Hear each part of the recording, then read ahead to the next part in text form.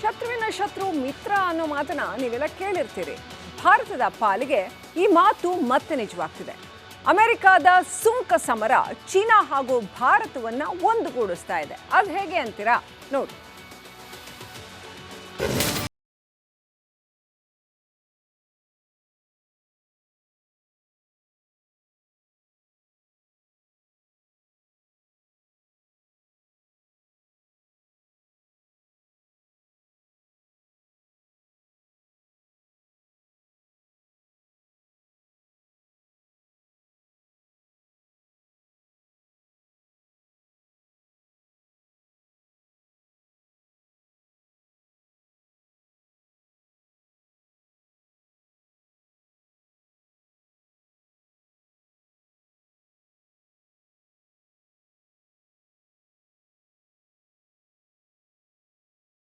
ಪ್ರಧಾನಿ ಮೋದಿ 2018ರಲ್ಲಿ ಕೊನೆಯ ಬಾರಿ ಚೀನಾ ಪ್ರವಾಸ ಕೈಗೊಂಡಿದ್ರು.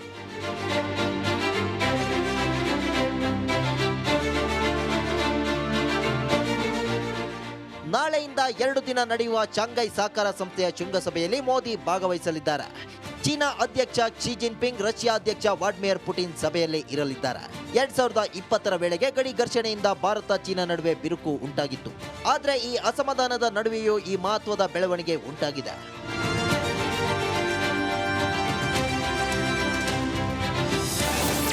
ಚೀನಾ ಜೊತೆ ಸಖ್ಯ ಬೆಳೆಸಿ ಟ್ರಂಪ್ಗೆ ಕೌಂಟರ್ ನೀಡುವುದು, ದೋಸ್ತಿ ನಿಲುವು ಕೈಬಿಟ್ಟರೆ ಅಮೆರಿಕಗೆ ಕಷ್ಟ ಎಂಬ ಸಂದೇಶ ರವಾನಿಸುವುದು, ಅಮೆರಿಕದ ತಾಳಕ್ಕೆ ತಕ್ಕಂತೆ ಭಾರತ ಕುಣಿಯಲ್ಲ ಎಂಬ ಸಂದೇಶ, ಭಾರತಕ್ಕೆ ತನ್ನ ಪ್ರಜೆಗಳ ಹಿತಾಸಕ್ತಿ ತುಂಬಾ ಮುಖ್ಯ ಎಂಬ ನಡೆ, ಆಪ್ತ ಮಿತ್ರ ರಷ್ಯಾ ಜೊತೆ ಸಂಬಂಧ ಬಲಿ ಕೊಡಲ್ಲ, ರಷ್ಯಾ ಜೊತೆ ತೈಲ ಮತ್ತು ರಕ್ಷಣಾ ಖರೀದಿ ಮುಂದುವರಿಯುತ್ತೆ, ಮಿತ್ರತ್ವದ ಬಗ್ಗೆ ಪ್ರಶ್ನೆ ಬಂದಾಗ ರಷ್ಯಾವೇ ಭಾರತಕ್ಕೆ ಮೊದಲು, ಡಾಲರ್ ವ್ಯವಹಾರವನ್ನ ನಿಧಾನಕ್ಕೆ ಕೈ ಬಿಡುವುದು, ಇದು ಯಾರಿಗೂ ಬಗ್ಗದ ಹೊಸ ಭಾರತ ಎಂಬ ಸ್ಪಷ್ಟ ಸಂದೇಶ ನೀಡಲಿದೆ. ಹೀಗಾಗಿ ಚೀನಾ ಅಧ್ಯಕ್ಷ ಕ್ಸಿ ಜಿನ್ಪಿಂಗ್ ಜೊತೆ ಮೋದಿ SCO ಶೃಂಗಸಭೆ ಬಳಿಕ ಉಭಯ ದೇಶಗಳ ವ್ಯವಹಾರದ ಬಗ್ಗೆ ಚರ್ಚೆ ಮಾಡಲಿದ್ದಾರೆ.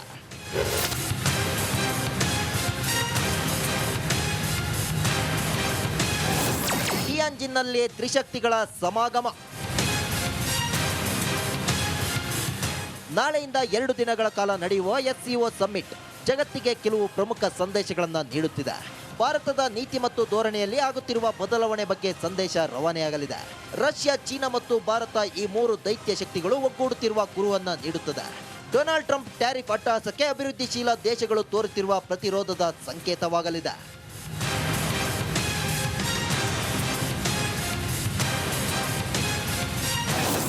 ಅಮೆರಿಕಗೆ ಸೆಡ್ಡು ಹೊಡೆದ ತ್ರಿಮೂರ್ತಿಗಳು. ಆಗಸ್ಟ್ 31ರಂದು ಚೀನಾದಲ್ಲಿ ಶಾಂಘೈ ಶೃಂಗಸಭೆಯಲ್ಲಿ ಮೋದಿ, ಪುಟಿನ್ ಹಾಗೂ ಚೀನಾ ಅಧ್ಯಕ್ಷರ ಸಮಾಗಮವಾಗಲಿದೆ. ಶಾಂಘೈ ಶೃಂಗಸಭೆ ಒಂದು ಕಡೆಯಾದ್ರೆ ದೊಡ್ಡಣ್ಣನ ಸುಂಕ ಸಮರಕ್ಕೆ ಟಕ್ಕರ್ ಕೊಡೋದೇ ಈ 3 ಮಹಾನಾಯಕರ 1 ಪಾಯಿಂಟ್ ಅಜೆಂಡಾ. ಶತ್ರುವಿನ ಶತ್ರು ಮಿತ್ರ ಅನ್ನೋ ಮಾತನ್ನ ನೀವೆಲ್ಲ ಕೇಳಿರ್ತೀರಿ. ಭಾರತದ ಪಾಲಿಗೆ ಈ ಮಾತು ಮತ್ತೆ ನಿಜವಾಗ್ತಿದೆ. ಅಮೆರಿಕದ ಸುಂಕ ಸಮರ ಚೀನಾ ಹಾಗೂ ಭಾರತವನ್ನ ಒಂದುಗೂಡಿಸ್ತಾ ಇದೆ. ಅದು ಹೇಗೆ ಅಂತೀರಾ? ನೋಡಿ.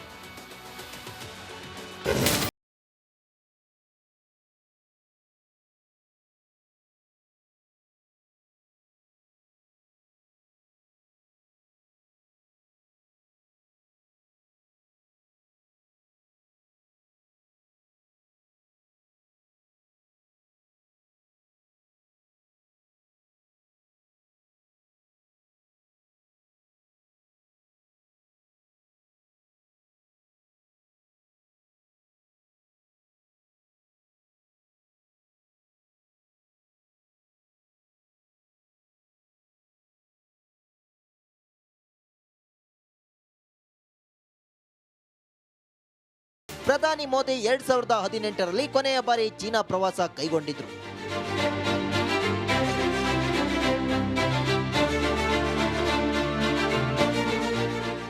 ನಾಳೆಯಿಂದ 2 ದಿನ ನಡೆಯುವ ಶಾಂಘೈ ಸಹಕಾರ ಸಂಸ್ಥೆಯ ಶೃಂಗಸಭೆಯಲ್ಲಿ ಮೋದಿ ಭಾಗವಹಿಸಲಿದ್ದಾರೆ.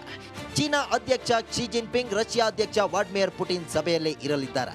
2020ರ ವೇಳೆಗೆ ಗಡಿ ಘರ್ಷಣೆಯಿಂದ ಭಾರತ ಚೀನಾ ನಡುವೆ ಬಿರುಕು ಉಂಟಾಗಿತ್ತು. ಆದರೆ ಈ ಅಸಮಾಧಾನದ ನಡುವೆಯೂ ಈ ಮಹತ್ವದ ಬೆಳವಣಿಗೆ ಉಂಟಾಗಿದೆ.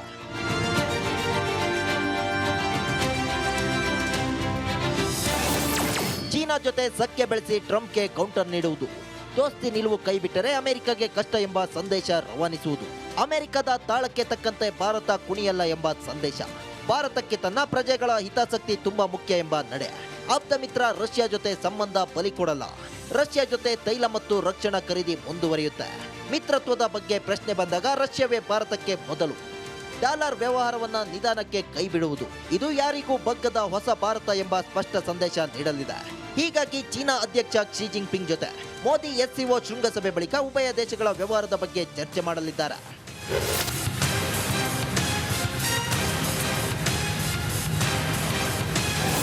ಟಿಯಾನ್ಜಿನ್ನಲ್ಲಿ ತ್ರಿಶಕ್ತಿಗಳ ಸಮಾಗಮ. ನಾಳೆಯಿಂದ 2 ದಿನಗಳ ಕಾಲ ನಡೆಯುವ ಎಸ್ಸಿಒ ಸಮ್ಮಿಟ್ ಜಗತ್ತಿಗೆ ಕೆಲವು ಪ್ರಮುಖ ಸಂದೇಶಗಳನ್ನು ನೀಡುತ್ತಿದೆ. ಭಾರತದ ನೀತಿ ಮತ್ತು ಧೋರಣೆಯಲ್ಲಿ ಆಗುತ್ತಿರುವ ಬದಲಾವಣೆ ಬಗ್ಗೆ ಸಂದೇಶ ರವಾನೆಯಾಗಲಿದೆ. ರಷ್ಯಾ, ಚೀನಾ ಮತ್ತು ಭಾರತ ಈ 3 ದೈತ್ಯ ಶಕ್ತಿಗಳು ಒಗ್ಗೂಡುತ್ತಿರುವ ಕುರುಹನ್ನ ನೀಡುತ್ತದೆ. ಡೊನಾಲ್ಡ್ ಟ್ರಂಪ್ ಟ್ಯಾರಿಫ್ ಅಟ್ಟಹಾಸಕ್ಕೆ ಅಭಿವೃದ್ಧಿಶೀಲ ದೇಶಗಳು ತೋರುತ್ತಿರುವ ಪ್ರತಿರೋಧದ ಸಂಕೇತವಾಗಲಿದೆ.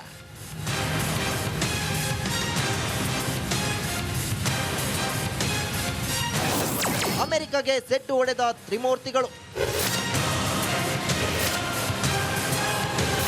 ಆಗಸ್ಟ್ 31ರಂದು ಚೀನಾದಲ್ಲಿ ಶಾಂಘೈ ಶೃಂಗಸಭೆಯಲ್ಲಿ ಮೋದಿ, ಪುಟಿನ್ ಹಾಗೂ ಚೀನಾ ಅಧ್ಯಕ್ಷರ ಸಮಾಗಮವಾಗಲಿದೆ. ಶಾಂಘೈ ಶೃಂಗಸಭೆ ಒಂದು ಕಡೆಯಾದ್ರೆ ದೊಡ್ಡಣ್ಣನ ಸುಂಕ ಸಮರಕ್ಕೆ ಟಕ್ಕರ್ ಕೊಡೋದೇ ಈ 3 ಮಹಾನಾಯಕರ 1 ಪಾಯಿಂಟ್ ಅಜೆಂಡಾ. ಶತ್ರುವಿನ ಶತ್ರು ಮಿತ್ರ ಅನ್ನೋ ಮಾತನ್ನ ನೀವೆಲ್ಲ ಕೇಳಿರ್ತೀರಿ. ಭಾರತದ ಪಾಲಿಗೆ ಈ ಮಾತು ಮತ್ತೆ ನಿಜವಾಗ್ತಿದೆ. ಅಮೆರಿಕದ ಸುಂಕ ಸಮರ ಚೀನಾ ಹಾಗೂ ಭಾರತವನ್ನ ಒಂದುಗೂಡಿಸ್ತಾ ಇದೆ. ಅದು ಹೇಗೆ ಅಂತೀರಾ? ನೋಡಿ.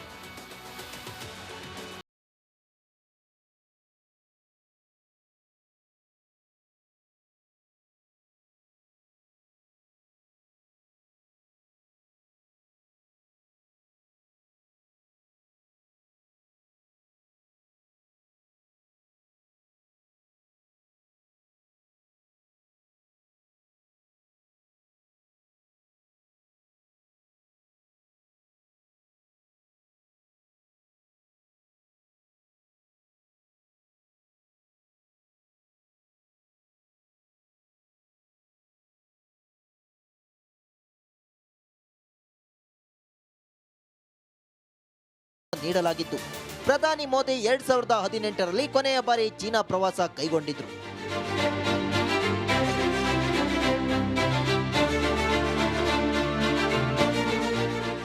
ನಾಳೆಯಿಂದ 2 ದಿನ ನಡೆಯುವ ಶಾಂಘೈ ಸಹಕಾರ ಸಂಸ್ಥೆಯ ಶೃಂಗಸಭೆಯಲ್ಲಿ ಮೋದಿ ಭಾಗವಹಿಸಲಿದ್ದಾರೆ. ಚೀನಾ ಅಧ್ಯಕ್ಷ ಕ್ಸಿ ಜಿನ್ಪಿಂಗ್, ರಷ್ಯಾ ಅಧ್ಯಕ್ಷ ವ್ಲಾಡಿಮಿರ್ ಪುಟಿನ್ ಸಭೆಯಲ್ಲಿ ಇರಲಿದ್ದಾರೆ. 2020ರ ವೇಳೆಗೆ ಗಡಿ ಘರ್ಷಣೆಯಿಂದ ಭಾರತ ಚೀನಾ ನಡುವೆ ಬಿರುಕು ಉಂಟಾಗಿತ್ತು. ಆದರೆ ಈ ಅಸಮಾಧಾನದ ನಡುವೆಯೂ ಈ ಮಹತ್ವದ ಬೆಳವಣಿಗೆ ಉಂಟಾಗಿದೆ.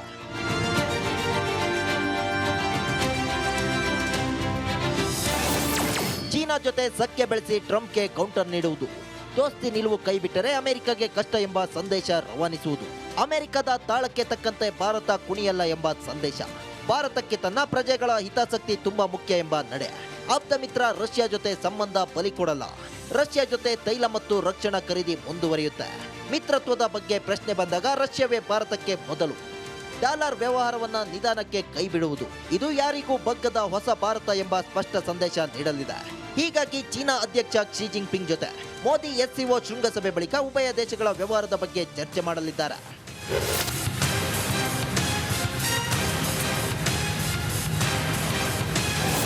ಟಿಯಾನ್ಜಿನ್ನಲ್ಲಿ ತ್ರಿಶಕ್ತಿಗಳ ಸಮಾಗಮ.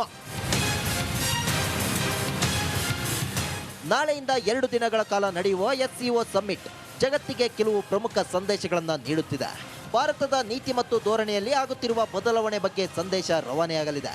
ರಷ್ಯಾ, ಚೀನಾ ಮತ್ತು ಭಾರತ ಈ 3 ದೈತ್ಯ ಶಕ್ತಿಗಳು ಒಗ್ಗೂಡುತ್ತಿರುವ ಕುರುಹನ್ನ ನೀಡುತ್ತದೆ. ಡೊನಾಲ್ಡ್ ಟ್ರಂಪ್ ಟ್ಯಾರಿಫ್ ಅಟ್ಟಹಾಸಕ್ಕೆ ಅಭಿವೃದ್ಧಿಶೀಲ ದೇಶಗಳು ತೋರುತ್ತಿರುವ ಪ್ರತಿರೋಧದ ಸಂಕೇತವಾಗಲಿದೆ.